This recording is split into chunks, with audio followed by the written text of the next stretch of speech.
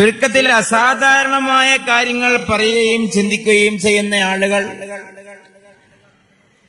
അവരോട് ആകാശത്ത് നിന്ന് ആരോ വന്ന് സംസാരിക്കുന്നുണ്ട് എന്ന് ഈ കേവലം നമ്മളെപ്പോലുള്ളൊരു മനുഷ്യൻ മാത്രമായി ഇലോൺ മസ്ക്. അദ്ദേഹത്തിന് ഭാവി അറിയില്ല, ഭൂതം അറിയില്ല, വർത്തമാനകാലം അറിയില്ല. നമ്മളെപ്പോലെ തന്നെ പരിമിതികളുണ്ട്. അദ്ദേഹം വിചാരിക്കാത്ത രീതിയിൽ പൈസ കിട്ടിയിട്ടുണ്ട്, അതുകൊണ്ട് അദ്ദേഹം പലതും ചെയ്യുന്നു എന്ന് മാത്രം. അങ്ങനെയുള്ള ഒരു മനുഷ്യനെ കുറിച്ച് പോലും ഈ ധാരണ ലോകത്തിന് വെച്ച് പുലർത്താമെങ്കിൽ ഏത് ധാരണ? ഭൂമിക്ക് വെളിയിൽ നിന്നാരോ വന്ന് ഇദ്ദേഹത്തോട് സംസാരിക്കുന്നുണ്ട് എന്ന് വിശ്വസിക്കാമെങ്കിൽ 2000 കൊല്ലം കഴിഞ്ഞാൽ ഭൂമിയിൽ സംഭവിക്കുന്ന കാര്യം പ്രവചിച്ച് ശരിപ്പെടുത്തിയ, 3000 കൊല്ലം മുമ്പ് ഭൂമിയിൽ സംഭവിച്ച ചരിത്രം വിശദീകരിച്ച് ശരിയാണെന്ന് ബോധ്യമായ പുണ്യ നബി സല്ലല്ലാഹു അലൈഹി വസല്ലമയോടും ഭൂമിയുടെ വെളിയിലുള്ള, ഭൂമിയുടെ പുറത്തുള്ള ഏതെങ്കിലും ഒരു ജീവസാന്നിധ്യം സംസാരിക്കുന്നുണ്ട് എന്ന് തന്നെയല്ലേ വരിക? യുക്തിയിൽ 1500 കൊല്ലം കഴിഞ്ഞാൽ എന്റെ ഈ ഓലമേഞ്ഞ പള്ളി കൊട്ടാരമാകുമെന്ന് പ്രവാചകൻ പറയണമെങ്കിൽ ഈത്തപ്പനയുടെ തണ്ട് തൂണാക്കി, ഈത്തപ്പന ഓല മേൽക്കൂരയാക്കിയ, മഴ പെയ്താൽ ചോർന്നൊലിക്കുന്ന ഒരു കൂരയിൽ ഇരുന്നു കൊണ്ട് ലിമനിൽ കസ്റുൽ അബിയദു ഹാദാ, എന്റെ ഈ വെള്ളക്കൊട്ടാരം ആരതാണ്, ഈ വെള്ളക്കൊട്ടാരം എന്ന് ദജ്ജാൽ ചോദിക്കുമെന്ന് പ്രവാചകൻ പറയണമെങ്കിൽ പ്രവാചകനോട് മലക്ക് മിണ്ടണം, എങ്കിലത് പറയാൻ കഴിയൂ. അറേബ്യ മുഴുവനും പച്ചപ്പും പൂന്തോട്ടവും നദികളുമാകുന്നത് വരെ ലാ തഖൂമു സ്സഅ ഹത്താ യഊദ അർദുൽ അർബി അൻഹാറൻ വമുറൂജ എന്ന് പറയണമെങ്കിൽ മലക്ക് സംസാരിച്ച മനുഷ്യരെ അത് പറയാൻ കഴിയും. അന്ത്യനാളാകുമ്പോ, അവസാനകാലം ആകുമ്പോ സയഅതി സമാനുൻ അലന്നാസ് യതകാറബു ഫീഹി സമാൻ, സമയങ്ങൾ അവസാനകാലത്ത് അടുത്തടുത്ത് കൺജസ്റ്റഡ് ആവും. ഫതകൂനു സനതു കശ്ശഹർ, കൊല്ലം മാസം പോലെ തീർന്നു പോകും. വയകൂനു ശഹറു കൽ ജുമുഅ, മാസം ആഴ്ച പോലെ തീരും. ഫതകൂനുൽ ജുമുഅതു കൽ യൗം, ആഴ്ച ദിവസം പോലെ തീരും. വയകൂനുൽ യൗമു കസ്സഅ, ദിവസം മണിക്കൂർ പോലെ തീരും. ഫതകൂനു സഅതു കതർഫത്തിൽ ഐൻ, മണിക്കൂർ ഇമജിമ്മും വേഗതയിലും പോകുമെന്ന് പറയണമെങ്കിൽ മലക്ക് മിണ്ടിയ ഒരു മനുഷ്യനെ പറയാൻ കഴിയൂ. സാധാരണക്കാർക്ക് അത് പറയാൻ കഴിയില്ല. കേവലം പറഞ്ഞങ്ങ് പോയി എന്നുള്ളതല്ല, നമ്മൾ അനുഭവിക്കുന്നു എന്നുള്ളതാണ്. പുണ്യ നബി പറഞ്ഞ ഒരു ഹദീസും പുലരാതെ ബാക്കിയില്ല, ഒന്നും പുലരാതെ ബാക്കി. 100 കണക്കിന് ഹദീസുകൾ. അപ്പൊ ഞാൻ ആമുഖമായി പറഞ്ഞത് അൽ ഇസ്ലാം, ഇസ്ലാം എന്ന് പറഞ്ഞാൽ അത്തസ്ദീഖ് ബിമാ ജാഅ ബിഹി നബിയു സല്ലല്ലാഹു അലൈഹി വസല്ലം എന്നാണ് എന്ന് നാം വിശ്വസിക്കുന്നതിന്റെ കാര്യം സ്വമേധയാ ഒന്നും പറഞ്ഞിട്ടില്ല. അള്ളാഹു മലക്കിനെ അയച്ചിട്ട്, ജിബ്രീൽ അലൈഹിസ്സലാമിനെ അയച്ചിട്ട് പ്രവാചകന് പറഞ്ഞു കൊടുത്തതാണ്. അന്ത്യനാൾ വരെ ഒരു മനുഷ്യൻ, അത് സ്ത്രീയാകട്ടെ പുരുഷനാകട്ടെ, കുടുംബത്തിന്റെ അകത്താകട്ടെ, കുടുംബ ജീവിതമാകട്ടെ, സാമൂഹിക ജീവിതമാകട്ടെ, ലോകവീക്ഷണമാകട്ടെ, പ്രായോഗികമായ കാര്യമാകട്ടെ, ഇനി അതല്ല സൈദ്ധാന്തികമായ തലമാകട്ടെ, എന്താണെങ്കിലും ഈ പ്രവാചകൻ പഠിപ്പിച്ച ഇസ്ലാം സമഗ്രമാണ്. മഗ്‌രിബിന് ശേഷം ഇൻഷാ അല്ലാഹ് നമുക്ക് തുടരാം. പ്രായോഗികമായ നിങ്ങൾ കൂടി ഇടപെടുമ്പോഴേ എനിക്ക് ഈ വിഷയത്തിന്റെ ഒരു ഘടന എങ്ങോട്ടൊക്കെ കൊണ്ടുപോകണമെന്ന് മനസ്സിലാവുള്ളൂ. നിങ്ങൾ അങ്ങനെ ഇടപെടുന്നില്ലെങ്കിൽ ഞാൻ എന്റേതായ ഒരു വഴിക്ക് ഒരു 5 കുറച്ച് ഇന്നത്തെ സംശയങ്ങളും മറുപടി എന്നുള്ള രീതിയിൽ കൂടി പറഞ്ഞുകൊണ്ട് നമുക്ക് വൈൻഡപ്പാക്കാം. ഒരിടവേളയിൽ നമുക്ക് മഗ്‌രിബിന് വേണ്ടി നിർത്താം. സല്ലല്ലാഹു അലാ മുഹമ്മദ് സല്ലല്ലാഹു അലൈഹി വസല്ലം. ഇൻഷാ അല്ലാഹ് കാണാം.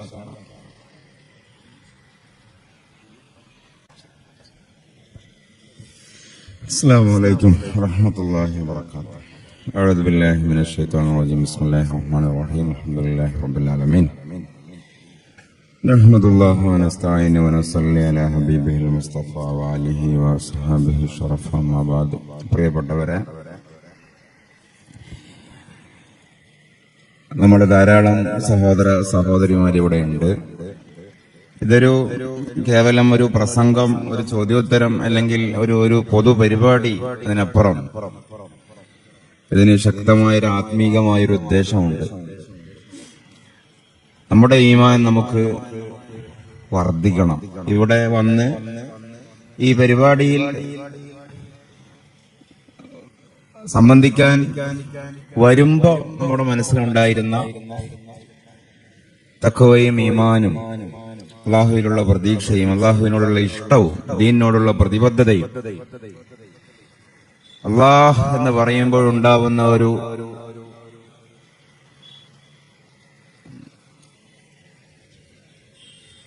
ആവേശവും ഇവിടുന്ന് പോകുമ്പോൾ അതിനേക്കാൾ ഉണ്ടാകണം. വരുമ്പോഴുണ്ടായിരുന്നതിനേക്കാൾ കൂടുതൽ ഉണ്ടാകണം. അങ്ങനെയാണെങ്കിൽ ഈ പരിപാടി ജയിച്ചു. അത് ഒരാൾക്കാണെങ്കിലും ജയിച്ചു. ഒരാൾക്ക്. ഇനി ഒരാൾക്ക് അങ്ങനെ ആകുന്നില്ല, ഒരാൾക്കാണെങ്കിലും ജയിച്ചു. ഈ ശബ്ദം, ഈ ലൈറ്റ്, ഈ സ്റ്റേജ്, ഈ അധ്വാനം.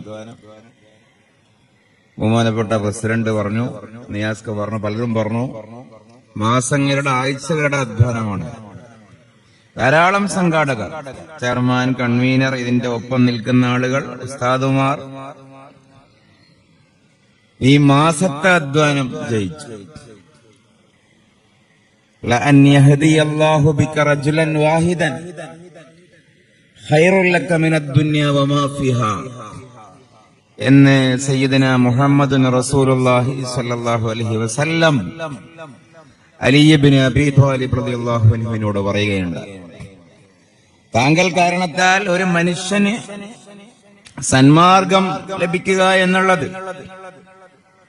താങ്കൾ കാരണം ഒരു മനുഷ്യന് സന്മാർഗം ലഭിക്കുക എന്നുള്ളത്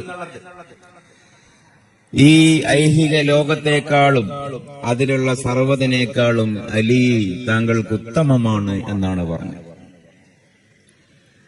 അപ്പൊ അതുകൊണ്ട് അള്ളാഹു നമ്മുടെ ഈമാൻ വർദ്ധിപ്പിച്ച് നൽകട്ടെ എന്ന് ദുആ ചെയ്യുകയാണ്. ഇവിടെ വന്നിരിക്കുന്ന എല്ലാ ആളുകളും ഒരുപാട് മരണപ്പെട്ടവരുടെ മരണപ്പെടാത്തവരാണ്.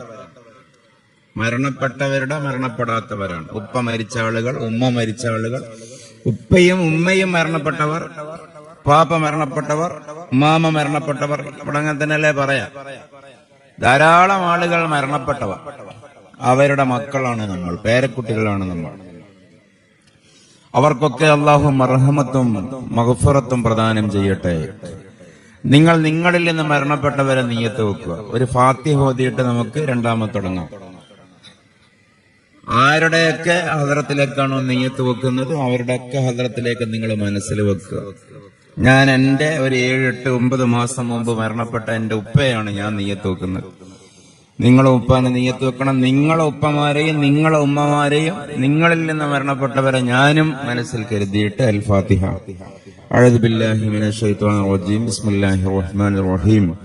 അൽഹംദുലില്ലാഹി റബ്ബിൽ ആലമീനിർ റഹ്മാനിർ റഹീം മാലികി യൗമിദ്ദീൻ. إياك نعبد وإياك نستعين اهدنا الصراط المستقيم صراط الذين أنعمت عليهم غير المغضوب عليهم ولا الضالين آمين. നമുക്ക് എങ്ങനെയാണ് അള്ളാഹുവിനെ നിഷേധിക്കാനാവുക?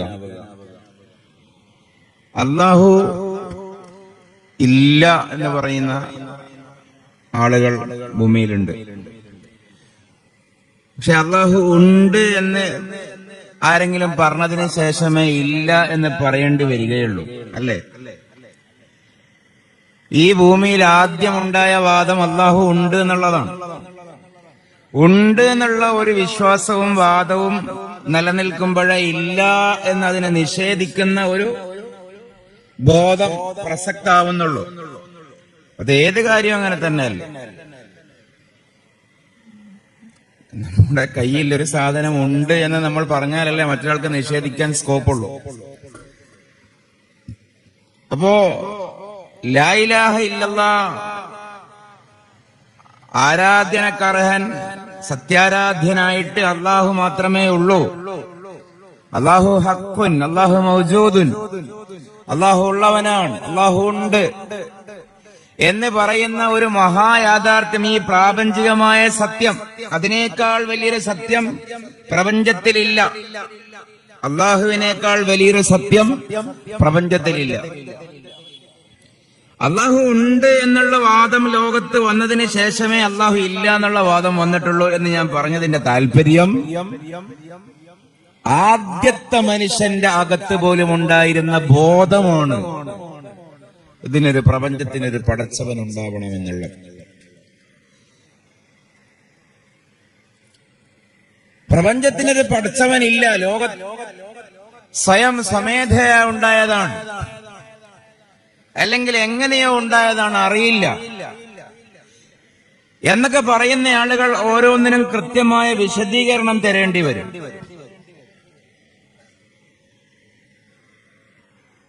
നോക്കൂ,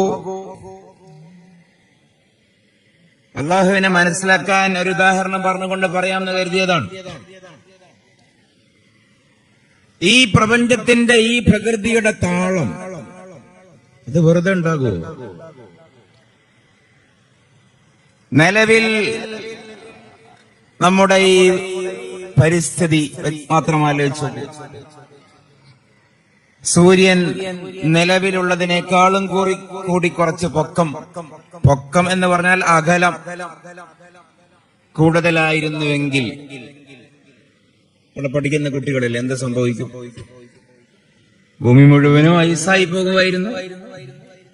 ഒന്നുകൂടി അകലത്തായിരുന്നുവെങ്കിലോ മുഴുവനും കരിഞ്ഞു പോകുമായിരുന്നു. നിലാവ്, ചന്ദ്രൻ നിലവിലുള്ളതിനേക്കാൾ ഒന്നുകൂടി അകലത്താണെങ്കിൽ ഭൂമിയിൽ മുഴുവനും വേലിയർക്കായിരിക്കും. കടല് താഴ്ന്നു പോയി ഭൗമോപരിതലത്തിൽ ഒരു തുള്ളി വെള്ളം കിട്ടില്ല.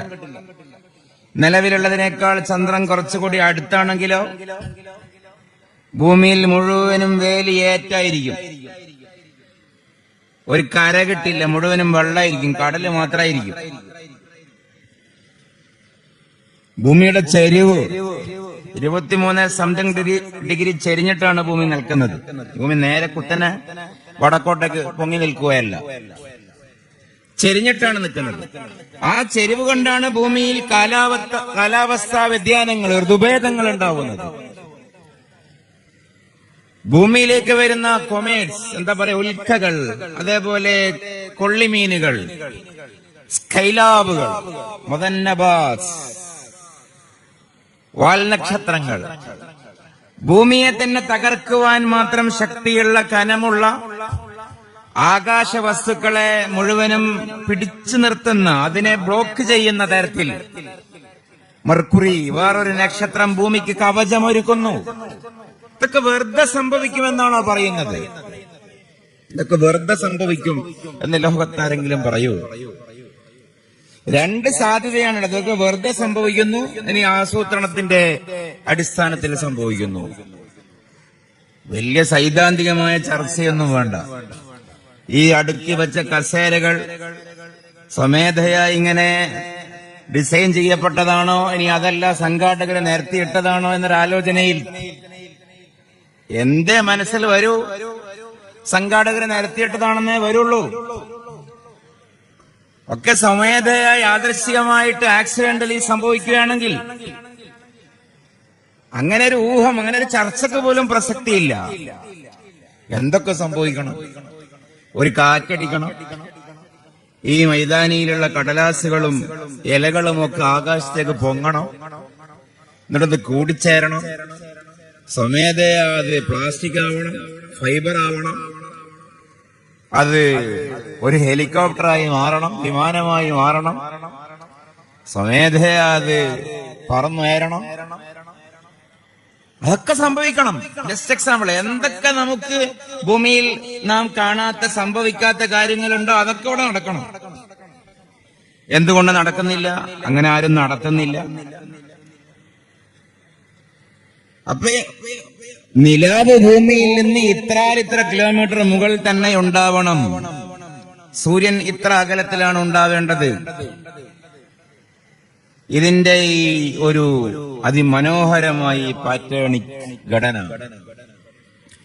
മനുഷ്യന്റെ ശരീരവും പ്രകൃതിയുടെ താളവും ആവശ്യമെന്ത് അതിനനുസരിച്ച് കൊണ്ടാണ് സപ്ലൈ വരുന്നത്. ഇതൊക്കെ വെറുതെ സംഭവിക്കുമോ? ഭൂമിയിൽ മാത്രമാണ് കണ്ടെത്തപ്പെട്ടതനുസരിച്ച് കൊണ്ട് ജീവനുള്ളത്, ജീവന്റെ സാന്നിധ്യമുള്ളത്. ജീവികളെ ഏറ്റവും ആവശ്യം ശ്വസനവായുവാണ്. ഭൂമിയുടെ അന്തരീക്ഷത്തിൽ ഏറ്റവും ഉള്ളത് വായു തന്നെയാണ്. പിന്നെയാണ് ആവശ്യം വെള്ളം. ഭൂമിയിൽ വായു കഴിഞ്ഞാൽ പിന്നെ ഉള്ളത് വെള്ളമാണ്. വായുവും വെള്ളവും കഴിഞ്ഞാലാണ് മനുഷ്യന് അന്നം, ഭക്ഷണ പദാർത്ഥങ്ങൾ ആവശ്യമായിട്ടുള്ളത്. വായുവും വെള്ളം കഴിഞ്ഞിട്ടാണ് പിന്നെ കരയുള്ളത്. കരയിലാണ് പിന്നെ നാം കൃഷി ഇറക്കുന്നതും തിന്നുന്നതും വേട്ടയാടുന്നതും ജീവിക്കുന്നതും. ഇപ്പൊ ഡിമാൻഡിനനുസരിച്ച് കൊണ്ടുള്ള സപ്ലൈ എന്ന് പറയും. ഇതും വെറുതെ സംഭവിക്കും. ഒരു കാര്യം ഈ പ്രകൃതിയിൽ ഉണ്ടാവണമെങ്കിൽ സൂക്ഷ്മമായ കുറെ കാര്യങ്ങൾ നടക്കണം. ഇതാ മഴ ചാറുന്നു. എത്ര വലിയ പ്രോസസ്സുകൾക്ക് ശേഷമാണ് ഈ ജലതുള്ളികൾ താഴേക്ക് പതിക്കുന്നത്. കടല് പരക്കണം, വെയിൽ ഉദിക്കണം, കടല് തിളക്കണം, വെള്ളം ബാഷ്പീകരിക്കപ്പെട്ട് വാതകമായി മുകളിലേക്ക് പോകണം, അത് മുകളിൽ തമ്പടിച്ച് നിൽക്കണം, അതിനെ കാറ്റ് വന്ന് അളക്കണം. അങ്ങനെയൊക്കെ ആകുമ്പോഴേ ഇതിവിടെ മഴ പെയ്യും. ഇനി അത് ഓരോ നാട്ടിലും ഓരോ കാലാവസ്ഥയിലുമുള്ള വ്യത്യാസങ്ങൾ ഓരോന്നോരോന്ന് പറയുകയല്ല. മനുഷ്യന്റെ ശരീരം, അതിമനോഹരമായ ശരീരം, ഏറ്റവും അഴകാർന്ന ശരീരം. ഞാനിത് പറയുമ്പോ എന്റെ വാക്കുകൾ നിങ്ങൾ കേൾക്കുന്നത്, എനിക്ക് പറയാൻ പറ്റുന്നത്, എന്റെ തൊള്ളയിൽ ഉമിനീര് പൊടിയുന്നത്, ഈ ഉമിനീര് മാത്രം ആലോചിച്ച് നോക്കൂ. എന്റെ വായയിൽ ഈ ഉമിനീര് പൊടിയുന്നില്ലായിരുന്നുവെങ്കിൽ ഒരു 30 സെക്കൻഡ് നേരത്തേക്ക് ഈ ഷുഗറൊക്കെ ഡൗൺ ആയാൽ ഉള്ളൊരവസ്ഥയുണ്ടല്ലോ. അടികൊണ്ട് ചത്ത പാമ്പിനെ പോലുണ്ടാകും വായയിലെ നാവ്, വരണ്ടുപോകും. ഇടത്തോട്ടേക്കും വലത്തോട്ടേക്കും ചായാതെ ചെരിയാതെ നമ്മുടെ വായയിൽ ഇപ്പൊ ഞാനിട്ട് അലക്കുന്ന, സംസാരിക്കാൻ വേണ്ടി നിഷ്പ്രയാസം ഞാൻ ചലിപ്പിക്കുന്ന എന്റെ നാവ് ഒരു കിൻഡൽ കനം, അതിലേറെ ഭാരം എനിക്ക് തോന്നും. എനിക്ക് പൊങ്ങില്ല, എന്റെ നാവ് എനിക്ക് പൊങ്ങില്ല. ഒറ്റ കാരണമേ ഉള്ളൂ, നാവ് ഉണങ്ങിപ്പോയി. ഞാൻ അറിയാതെ ഉമിനീര് പൊടിയുകയാണ്, ഒരു ചെലവും കൊടുക്കാതെ.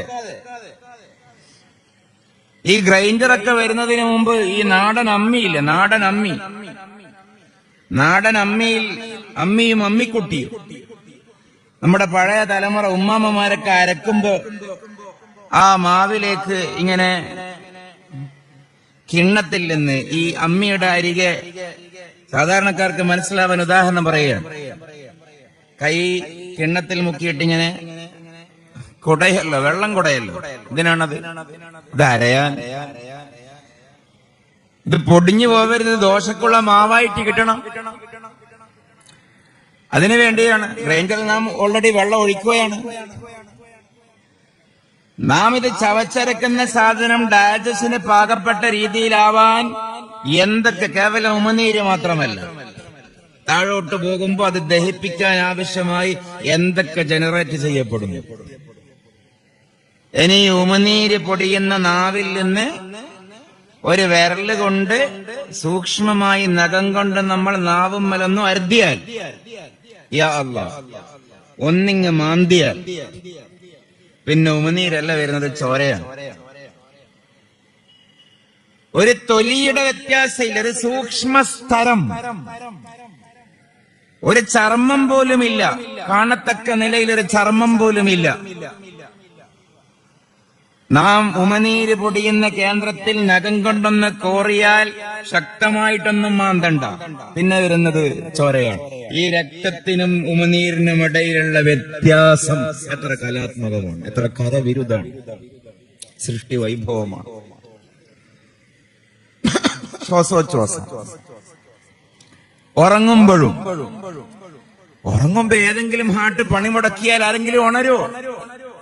നമ്മൾ അറിയാതെ, നമ്മൾ അറിഞ്ഞുകൊണ്ട് ചെയ്യേണ്ട സംഗതിയും അള്ളാഹു ശരീരത്തിൽ വെച്ചു, അറിയാതെ ചെയ്യേണ്ടതും വെച്ചു. പക്ഷെ അതിന്റെ ഒരു വൃത്തി അറിയാണ്ട് ചെയ്യേണ്ടതൊക്കെ അള്ളാഹു പ്രകൃതിയെ ചെയ്യിപ്പിക്കുകയാണ്,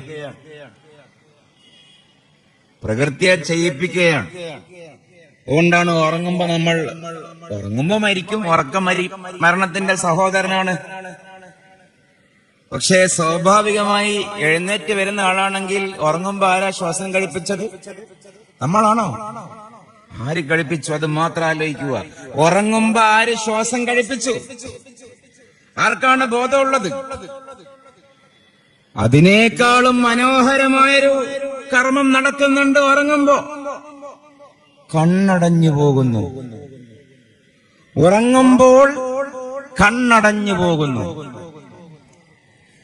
കണ്ണ് തുറന്നുകൊണ്ടാണ് ഉറങ്ങുന്നതെങ്കിൽ വളരെ ചർമ്മം, വളരെ സൂക്ഷ്മമായ, സെൻസേഷണലായ കണ്ണിന്റെ അകത്തേക്ക് എന്തൊക്കെ പോകും? ബ്ലാങ്കറ്റിൽ നിന്ന്, വിരിപ്പിൽ നിന്ന്, പുതപ്പിൽ നിന്ന്, മച്ചിൽ നിന്ന്, ദരീക്ഷത്തിൽ നിന്ന് എന്തൊക്കെ കണ്ണിലേക്ക് പൊടി തവിടുകളായി വീഴും. ശരീരത്തിൽ മറ്റൊരു അന്യവസ്തുവിനെ കണ്ണിനെ പോലെ ഉൾക്കൊള്ളാൻ പറ്റാത്ത വേറെ അവയവയില്ല. അപ്പോ ഒരാൾ ഉറങ്ങുകയാണെങ്കിൽ ഓട്ടോമാറ്റിക്കലി കണ്ണ് കൂമ്പിപ്പോവുകയാണ്. ഉണരുന്നത് വരെ ഈ കണ്ണിന് പ്രൊട്ടക്ഷൻ അള്ളാഹു ഏറ്റെടുക്കുകയാണ്. അതുകൊണ്ടാണ് പുണ്യ റസൂൽ കരീം സല്ലല്ലാഹു അലൈഹി വസല്ലം പറയുന്നത്, മൻ അറഫ നഫ്സഹു അറഫ റബ്ബഹു. അള്ളാഹിനെ മനസ്സിലാക്കാൻ അവനവനെ മനസ്സിലാക്കിയാൽ മതി. അത് ശരീരത്തിന്റെ ഉപാപചയ പ്രവർത്തനങ്ങൾ മാത്രമല്ല, ഒരു വ്യക്തിത്വത്തെ, മനസ്സിന്, ആത്മാവിന്, വിചാരത്തെ, ബോധത്തെ, സെൻസിന്, തലച്ചോറിന് എന്തൊക്കെയുണ്ട് അതിനെ മുഴുവനും ഒരാൾ മനസ്സിലാക്കിയാൽ അയാൾ അള്ളാഹുവിനെ മനസ്സിലാക്കി. ഈ അള്ളാഹുവിനെ നിഷേധിക്കുക എന്നൊക്കെ പറയുന്നതിനെ ഒരു ഫാഷനാക്കി കൊണ്ട് നടക്കുന്ന ഇത്തരം ചെറുപ്പക്കാരൊന്നും നമ്മുടെ നാട്ടിലില്ല. പക്ഷെ അവരെയൊക്കെ ഒരുപക്ഷെ നിങ്ങൾ സോഷ്യൽ മീഡിയയിലൊക്കെ കാണുന്നുണ്ടാകും. മനസ്സിലാക്കുക, അതിനേക്കാളും വലിയൊരു വിഡ്ഢിത്തം ലോകത്തില്ല. നമ്മൾ അവരോട് സംസാരിക്കുന്നവരാണ്. അവർക്കിതിനൊന്നും കൃത്യമായൊരു വിശദീകരണമൊന്നുമില്ല. പിന്നെ അവര് പറഞ്ഞത് പാട്ടാക്കി പുതിയതൊന്നും പഠിക്കില്ല, പഴയതൊന്നും മറക്കില്ല എന്ന് പറയുന്ന ഒരു പോളിസിയാണല്ലോ.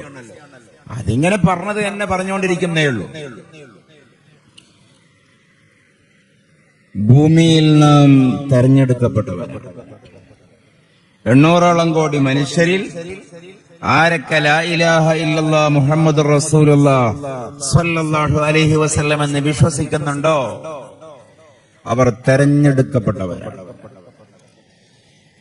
അപ്പോ ഒരു സംശയം ഉണ്ടാകാം. എനിക്കൊക്കെ അത് ആദ്യം വളരെ ശക്തമായിട്ടുണ്ടായിരുന്നു. എന്താ, ഇത്രയും വലിയ പ്രപഞ്ചത്തിന്റെ വലിപ്പമൊന്നും നമ്മുടെ തലച്ചോറിൽ ഉൾക്കൊള്ളാൻ പറ്റുന്നതല്ല.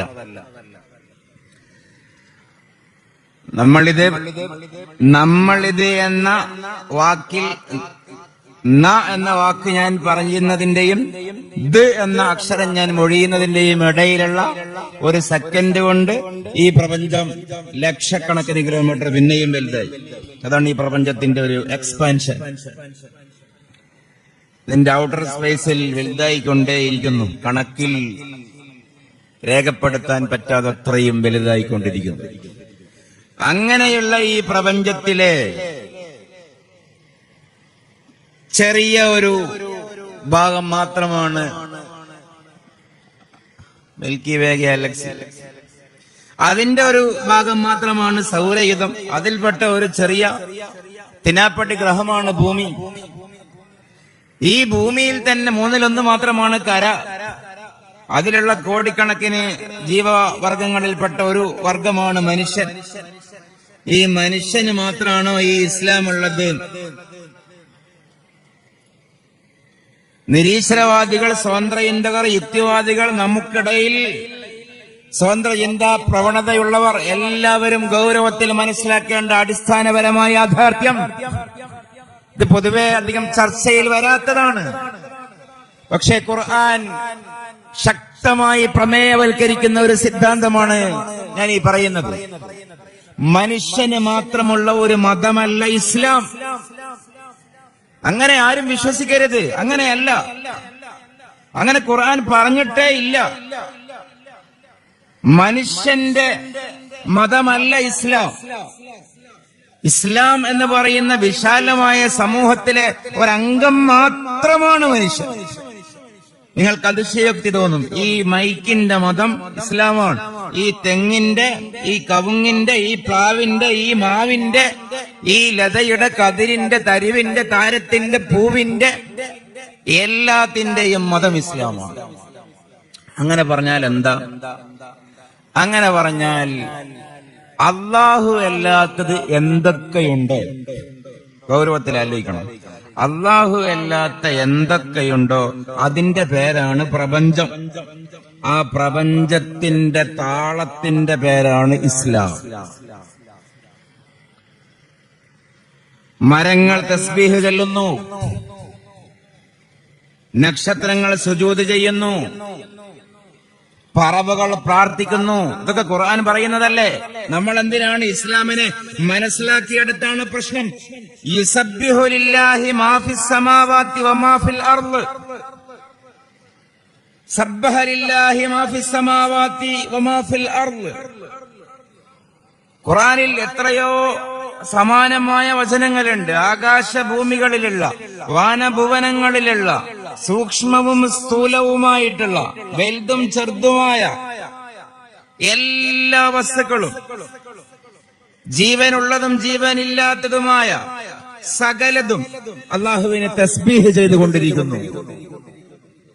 ഈ മരപ്പ് എന്താ ചെയ്യുന്നത് ഇസ്ലാമിന്റെ കാഴ്ചപ്പാടിൽ? ഈ തെങ്ങ്, എന്റെ മുമ്പിലുള്ള ഈ തെങ്ങിന്റെ ജോലി ഇപ്പൊ എന്താണ്? യുസബ്ബിഹു ലില്ലാഹി മാ ഫിസ് സമാവാതി വമാ ഫിൽ അർള്. അത് തസ്ബീഹിലാണ്. കുല്ലുൻ ഖദ് അലിമ സ്വലാത്തഹു വ തസ്ബീഹഹു. എല്ലാം അതിന് മുമ്പ് പറഞ്ഞ വാക്ക് വത്തൈറു സാഫാത്തി, പക്ഷങ്ങൾ ഉയർത്തി പ്രകൃതിയിലൂടെ പാറുന്ന പറവകൾ. ഖുല്ലുൻ, പറവകളും പറവകളല്ലാത്തതുമായ സർവ്വതും, ചരാചര പ്രപഞ്ചത്തിലെ സകലതും, ഖദ് അലിമ സ്വലാത്തഹു, അതിന് അതിന്റേതായ ഒരു നമസ്കാരമുണ്ട്. വ തസ്ബീഹഹു, അതിന്റേതായ ഒരു ദൈവിക സങ്കീർത്തനമുണ്ട്. ഇപ്പൊ മനുഷ്യന്റെ മതമാണ് ഇസ്ലാം എന്നുള്ള കാഴ്ചപ്പാട് കൊണ്ടാണ് കുറെ സംശയങ്ങൾ ഉണ്ടാവുന്നത്. മനുഷ്യൻ തലമറക്കുന്നുണ്ടോ, തലമറക്കുന്നില്ലേ? വലത് കാലാണോ മുന്തിക്കുന്നത്, ഇടത് കാലാണോ മുന്തിക്കുന്നത്? ഇതൊക്കെ നോക്കലാണോ ഈ അള്ളാഹുവിന്റെ ജോലി? ചിലപ്പോഴൊക്കെ ചിലയിടങ്ങളിൽ നിന്ന് കുട്ടികൾ ചോദിക്കാറുണ്ട്. അപ്പൊ അവര് വിചാരിച്ചിരിക്കുന്നത് മനുഷ്യന്മാരുടെ മാത്രം കസ്റ്റോഡിയനാണ് അള്ളാഹു എന്നുള്ളതാണ്. ഒരിക്കലുമല്ല, ഒരിക്കലുമല്ല, ഒരിക്കലുമല്ല. പ്രപഞ്ചത്തിന്റെ കസ്റ്റോഡിയനാണ്. ഇപ്പോഴും നാം മഗ്‌രിബ് കഴിഞ്ഞിട്ടാണ് വരുന്നത്. ഒരു ദിവസം 17 തവണ പാരായണം ചെയ്യൽ നിർബന്ധമായ, അല്ലേ? 17 റക്അത്ത് വാജിബാണ്. മസ്ബൂക്കല്ലാത്തയാൾ 17 തവണ പാരായണം ചെയ്യൽ നിർബന്ധമായ സൂറത്താണ് ഉമ്മുൽ കിതാബായ, വിശുദ്ധ ഖുർആന്റെ മാതാവായ സൂറത്തുൽ ഫാത്തിഹ. സൂറത്തുൽ ഫാത്തിഹ എങ്ങനെയാണ് ആരംഭിക്കുന്നത്? ബിസ്മില്ലാഹിർ റഹ്മാനിർ റഹീം. പിന്നെ പറയുകയാണ് അൽഹംദുലില്ലാഹി, സർവസ്തുതിയും അല്ലാഹുവിനാണ്. എങ്ങനെയുള്ള ആരായ അല്ലാഹു? റബ്ബിൽ ആലമീൻ, സർവപ്രപഞ്ചങ്ങളുടെയും രക്ഷിതാവായ. ഏതാണ് ഈ സർവപ്രപഞ്ചങ്ങൾ? മൾട്ടിവേഴ്സ് ആകാം. നമ്മൾ പറയും തൊഴിലാളികളുടെ പ്രപഞ്ചം, മുതലാളിമാരെ പ്രപഞ്ചം, കുട്ടികളുടെ പ്രപഞ്ചം, കലാകാരന്മാരെ പ്രപഞ്ചം, സാഹിത്യകാരന്മാരെ പ്രപഞ്ചം, പണ്ഡിതന്മാരെ പ്രപഞ്ചം, രാഷ്ട്രീയക്കാരെ പ്രപഞ്ചം. മനുഷ്യർക്കിടയിൽ കുറെ പ്രപഞ്ചങ്ങളുണ്ട്.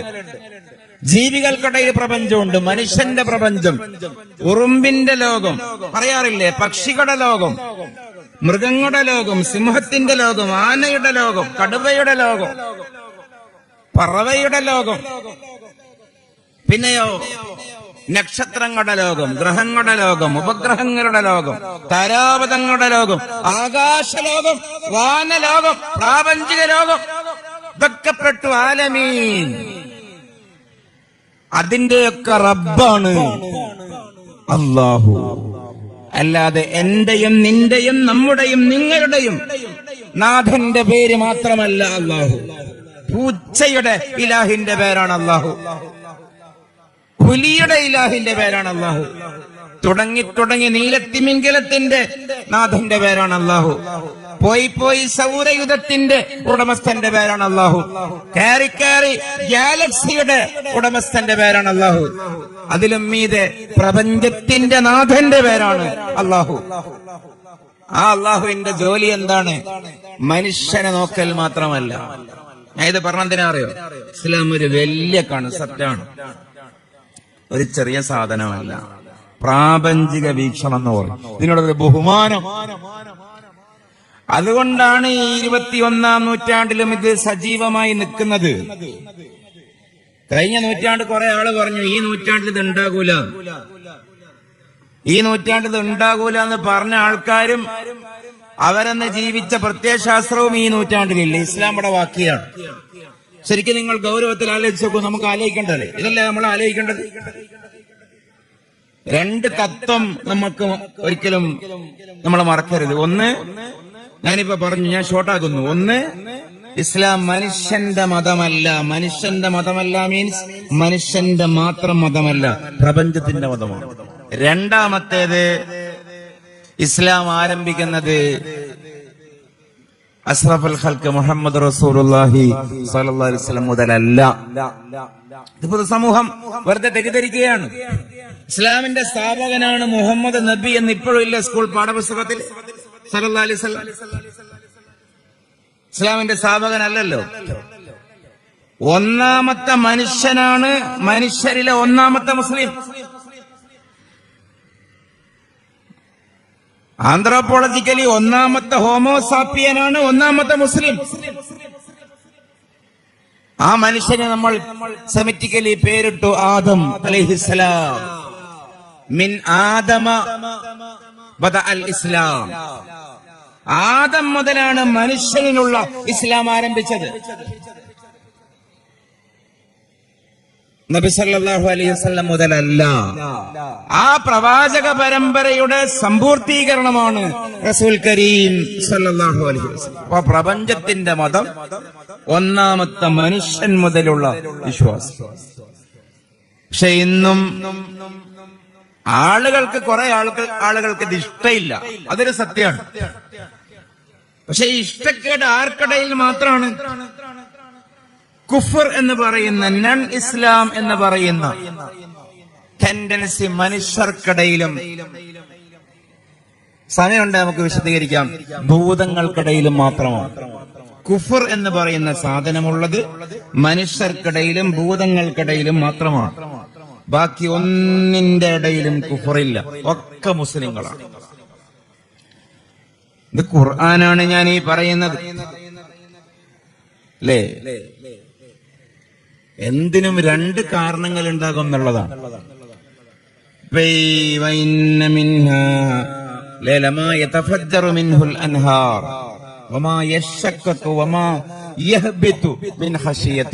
പാറകളെ കുറിച്ച് വിശുദ്ധ ഖുർആൻ പറഞ്ഞല്ലോ. പാറകൾക്കിടയിൽ നിന്ന് അരുവി പൊടിയുന്ന പാറയുണ്ട്, പൊട്ടിപ്പിളരുന്ന പാറയുണ്ട്, മുകളിൽ നിന്ന് താഴോട്ട് ഉരുണ്ടുവരുന്ന പാറയുമുണ്ട്. എന്താ കാരണം പറഞ്ഞെന്നറിയോ? സ്കൂളിൽ ഭൗതികമായി അതിനൊരു ന്യായം ഉണ്ടാകും, കാരണം ഉണ്ടാകും. Where there is an action there will be equal and just opposite reaction. ചല നിയമം, ജഡത്വ നിയമം.